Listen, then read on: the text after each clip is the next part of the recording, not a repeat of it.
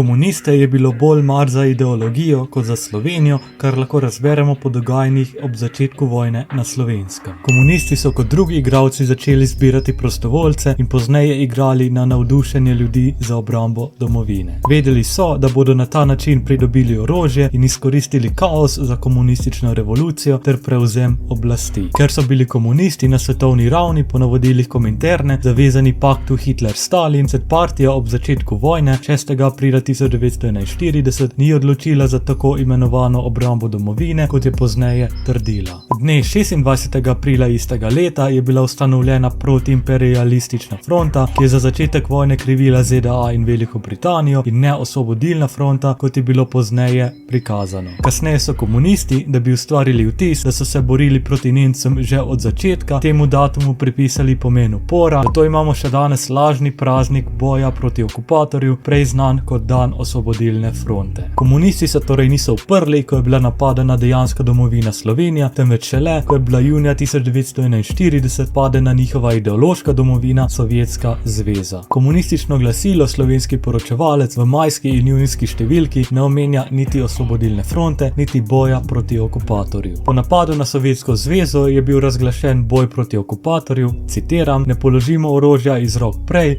dokler ne bo fašistični tlačitelj popolnoma razbit in uničen."